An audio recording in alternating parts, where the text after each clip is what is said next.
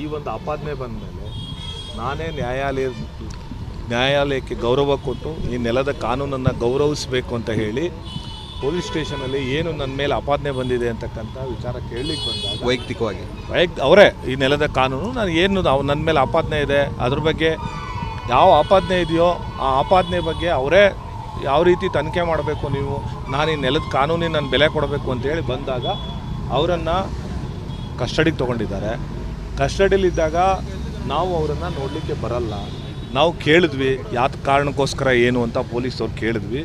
ಅವರು ಪೊಲೀಸ್ ಕಸ್ಟಡಿಲಿದ್ದಾರೆ ಅಂತ ಕೇಳಿದ್ರು. ಮಾಹಿತಿ ಎಲ್ಲ ಕೇಳಿದ್ವಿ, ಯಾವುದಕ್ಕೋಸ್ಕರ ನೀವು ಅವರನ್ನು ಕಸ್ಟಡಿಗೆ ತೊಗೊಂಡಿದ್ದೀರಾ, ಏನು ವಿಚಾರ ಅಂತೆಲ್ಲ ಕೇಳಿದ್ವಿ.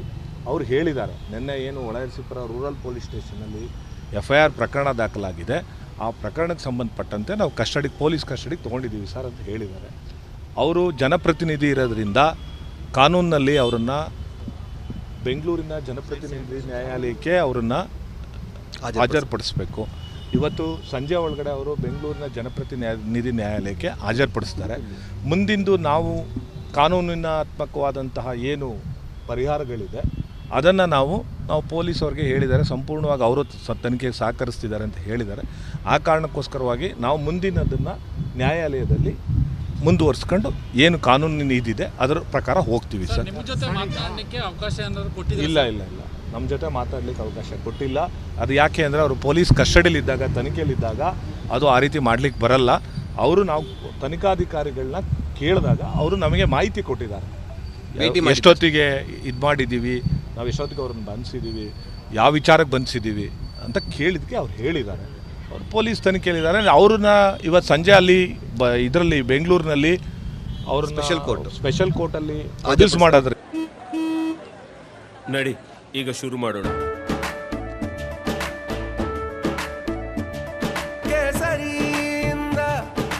ಮನೋಲ್ಲಾಸ ಮನಸ್ಸು ಮತ್ತೇರಿ ಕುಣಿದಾಡಿದೆ ನೋಡು, ಮನಸ್ಸು ಮತ್ತೇರಿ ಕುಣಿದಾಡಿದೆ ನೋಡು. ಕ್ಷಣ ಕ್ಷಣವೂ ಆಚರಿಸಿ ಕೇಸರಿ ಹಬ್ಬ.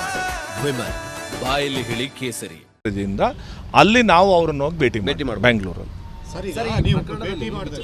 ನಾವು ಅವ್ರನ್ನ ಭೇಟಿ ಮಾಡಿಲ್ಲ. ಠಾಣೆಗೆ ಭೇಟಿ ಕೊಟ್ಟಾಗ ಹಾಂ ಈಗ ಒಂದು ಮಾತು ಹೇಳಿದ್ರು, ಅವರೇ ಸ್ವತಃ ಬಂದು ವಿಚಾರಣೆಗೆ ಅಂತ ಬಂದಿದ್ರು. ಹೌದು ಅವರು ಅರೆಸ್ಟ್ ಆಗಿದ್ರು. ಹೌದು. ಈ ಬಗ್ಗೆ ತಾವೇನಾದರೂ ಯಾಕೆ ಇಲ್ಲ ಸರ್, ಈ ನೆಲದ ಕಾನೂನೇನಿದೆ ಅದನ್ನು ಗೌರವಿಸಲೇಬೇಕಲ್ವ ಸರ್. ಅವರು ಈಗ ಈ ನೆಲದ ಕಾನೂನಲ್ಲಿ ಏನಿದೆ ಅವ್ರಿಗೆ ಅಷ್ಟು ಆತ್ಮವಿಶ್ವಾಸ. ನಾನೊಬ್ಬ ಜನಪ್ರತಿನಿಧಿಯಾಗಿ ಜನರ ಮುಂದೆ ನಾನು ಮಾಡಲಾಗಿರಬೇಕು. ನನ್ನ ಮೇಲೆ ಆಪಾದನೆ ಬಂದ ಮೇಲೆ ನಾನು ಯಾಕೆ ತನಿಖೆಗೆ ಸಹಕರಿಸಬಾರ್ದು, ನಾನು ಯಾಕೆ ಈ ಜನರಿಗೆ ತಪ್ಪು ಸಂದೇಶ ಹೋಗಬಾರ್ದು. ನನ್ನ ಮೇಲೆ ಒಂದು ಆಪಾದನೆ ಬಂದಿದೆ, ಆ ಆಪಾದನೆಗೆ ನಾನು ಕಾನೂನು ರೀತಿಯಲ್ಲೇ ಉತ್ತರ ಕೊಡ್ತೀನಿ ಅಂತಕ್ಕಂಥ ಮಾತನ್ನು ಹೇಳಿದ್ದಾರೆ.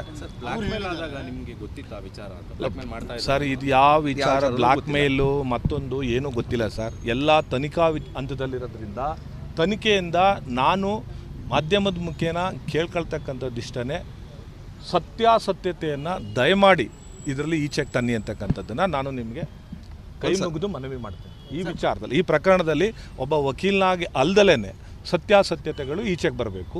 ನಾನು ಯಾಕೆ ಈ MLC ಅವರನ್ನು ನಾನು ಅಪ್ರಿಷಿಯೇಟ್ ಮಾಡ್ತೀನಿ ಅಂದರೆ, ಅವ್ರ ಮೇಲೆ ಆಪಾದನೆ ಬಂದ ತಕ್ಷಣವೇ ಅವ್ರ ಮೇಲೆ ಏನು ಹೊಳೆನರಸೀಪುರ ಪೊಲೀಸ್ ಠಾಣೆಯಲ್ಲಿ ರೂರಲ್ ಪೊಲೀಸ್ ಸ್ಟೇಷನಲ್ಲಿ ಕೇಸ್ ರಿಜಿಸ್ಟರ್ ಆಗುತ್ತೆ. ತತ್ಕ್ಷಣವೇ ಬಂದು ಅವರು ವಿಚಾರಣೆಗೆ ಹಾಜರಾಗಿದ್ದಾರೆ. ನಾನು ಈ ನೆಲದ ಕಾನೂನನ್ನು ಅವರು ಗೌರವಿಸಿದ್ದಾರೆ. ಮುಂದೆ ಏನು ಕಾನೂನಾತ್ಮಕ ಹೋರಾಟ ಇದೆಯೋ ಮಾಡ್ತಾರೆ ಸರ್. ಗೊತ್ತಿಲ್ಲ ಶಿವಕುಮಾರ್ ವಿಚಾರ, ಮತ್ತೊಂದು ವಿಚಾರ ನನಗೆ ಗೊತ್ತಿಲ್ಲ. ಈಗ ಗೊತ್ತಿರ್ತಕ್ಕಂಥದ್ದಿಷ್ಟೇ, ನಾನು ಆ ತನಿಖಾಧಿಕಾರಿಯವರಿಂದ ಮಾಹಿತಿ ಕೇಳಿದ್ದೀನಿ. ಅವರು ಇವತ್ತು ಸಂಜೆ ಒಳಗಡೆ ಬೆಂಗಳೂರಿನ ಈ ಜನಪ್ರತಿನಿಧಿ ನ್ಯಾಯಾಲಯದ ಈ 42ನೇ ACMM ಕೋರ್ಟ್ಗೆ ಪ್ರೊಡ್ಯೂಸ್ ಮಾಡ್ತಾರೆ. ಅವರು ಹೊರಡ್ತಾರೆ, ಈಗ ಊಟ ಮಾಡ್ಕೊಂಡು ಹೊರಡ್ತಾರೆ 2 ಗಂಟೆಗೆ. ಸೊ ನಾವು ಅವ್ರನ್ನ ಈ ಕ್ಷಣದಲ್ಲಿ ಇವತ್ತು ಇಲ್ಲಿ ಠಾಣೆ ಒಳಗಡೆ ನಾವು ಭೇಟಿ ಮಾಡಲಿಕ್ಕೆ ಬರಲ್ಲ. ಯಾಕೆ ಅಂದರೆ ಅದು ತನಿಖೆಯಲ್ಲಿದ್ದಾಗ ನಮಗೆ ಎಲ್ಲಿ ಪವರ್ ಇದೆ ಅಂದರೆ ನಾವು ಕೋರ್ಟಿನ ಅನುಮತಿಯನ್ನು ತೆಗೆದುಕೊಂಡು ಮಾಡಬೇಕು.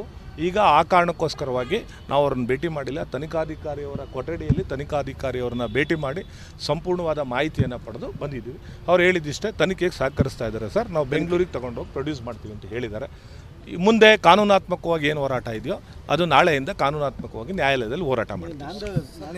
ಅದು ನಾನ್ ಬೇಲೆಬಲ್ ಅಫೆನ್ಸ್. ಇಲ್ಲ ಡೈರೆಕ್ಟ್ ಬೆಂಗಳೂರಿಗೆ ಹೋಗ್ತಾರೆ.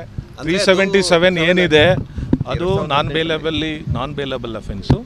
ಸೊ ಆ 377 ಅವ್ರು ಇನ್ವೋಕ್ ಮಾಡಿರೋದ್ರಿಂದ 377 ಅದರಲ್ಲಿ ಇರೋದ್ರಿಂದ ಅವರು ಕೋರ್ಟ್ನಲ್ಲಿ ನಾವು ಯಾವ ರೀತಿಯಾಗಿ ನಮ್ಮ ವಕೀಲರು ಟೀಮ್ ತಂಡ ಏನು ಇದು ಮಾಡುತ್ತೆ ಅದು ನ್ಯಾಯಾಲಯ ಪರಿಗಣಿಸುತ್ತೆ ಸರ್. ನ್ಯಾಯಾಲಯದಲ್ಲಿ ನಾವೊಂದು ಲೀಗಲ್ ಟೀಮ್ ಇದ್ದೀವಿ, ನಮ್ದೊಂದು ಲೀಗಲ್ ಟೀಮ್ ಇದೆ. ಲೀಗಲ್ ಟೀಮಲ್ಲಿ ಬೆಂಗಳೂರವರು ನಾವು ಎಲ್ಲ ಸೇರಿ ಅದಕ್ಕೆ ಯಾವ ರೀತಿಯಾಗಿ ನಾವು ಮುಂದುವರಿತೀವಿ ಸರ್. ಪಿಟಿಷನ್ ಫೈಲ್ ಮಾಡಿರೋದು ನೀವೇ? ಪಿಟಿಷನ್ ಇನ್ನು ಫೈಲ್ ಮಾಡಿಲ್ಲ, ಯಾಕಂದ್ರೆ ಇನ್ನು ಪ್ರೊಡ್ಯೂಸೇ ಮಾಡಿಲ್ಲ. ತನಿಖೆ ಹಂತದಲ್ಲಿದೆ, ಯಾರನ್ನೂ ಪ್ರೊಡ್ಯೂಸ್ ಮಾಡಿಲ್ಲ. ಯಾವುದನ್ನು ನಾವು ಪಿಟಿಷನ್ ಹಾಕಕ್ಕೆ ಬರಲ್ಲ, ನಾವು ಅವ್ರನ್ನ ಭೇಟಿ ಮಾಡೋಕ್ಕೂ ಕೂಡ ಬರಲ್ಲ. ಈಗಿನ ತನಿಖಾ ಹಂತದಲ್ಲಿ ನಾವು ಕೋರ್ಟ್ ಪರ್ಮಿಷನ್ ತಗೋಬೇಕು, ಕೋರ್ಟ್ ಒಳಗಡೆ ಅವ್ರಿಗೆ ಮಾತಾಡ್ಲಿಕ್ಕೆ ನಮಗೆ ಅವಕಾಶ ಕೊಡ್ತಾರೆ. ಅಲ್ಲಿ ನಾವು ವಕಾಲತ್ತಾಗಿ ಮಾಡ್ತೀವಿ ಸರ್.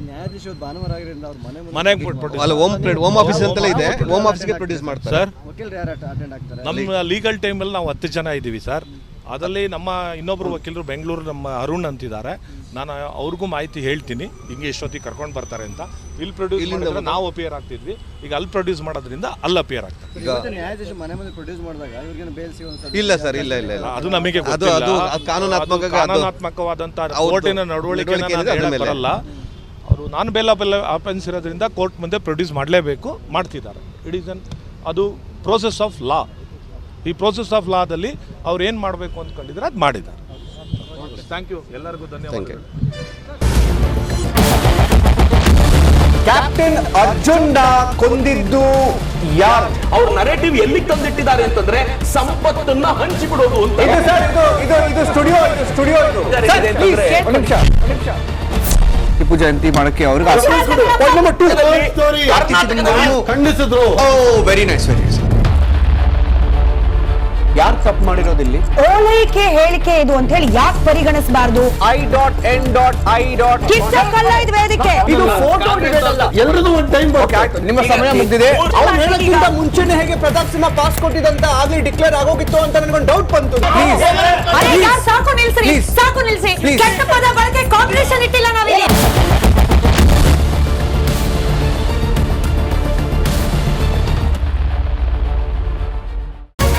ರಿಪಬ್ಲಿಕ್ ವರ್ಡ್ ಆ್ಯಪ್ ಇದು ಕೇವಲ ಅಪ್ಲಿಕೇಶನ್ ಅಲ್ಲ, ಸಮಗ್ರ ಸುದ್ದಿಗಳ ಸಂಪರ್ಕ ಮಾರ್ಗಕ್ಕೆ ಕ್ರಾಂತಿಕಾರಿ ಬದಲಾವಣೆ.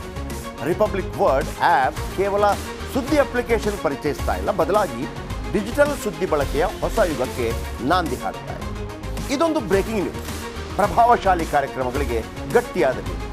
ಇಲ್ಲಿ ಕೇವಲ ತಾಜಾ ಸುದ್ದಿ, ಅದರ ನೇರ ಪ್ರಸಾರ ಮತ್ತು ಚರ್ಚೆಗಳಿಗೆ ಮಾತ್ರ ಅವಕಾಶ. ರಿಪಬ್ಲಿಕ್ ವರ್ಲ್ಡ್ ಆ್ಯಪ್ ಡೌನ್ಲೋಡ್ ಮಾಡಿಕೊಳ್ಳಿ. ಗೂಗಲ್ ಪ್ಲೇ ಸ್ಟೋರ್ ಮತ್ತು ಆಪಲ್ ಆ್ಯಪ್ ಸ್ಟೋರ್ನಲ್ಲಿ ಲಭ್ಯವಿದೆ.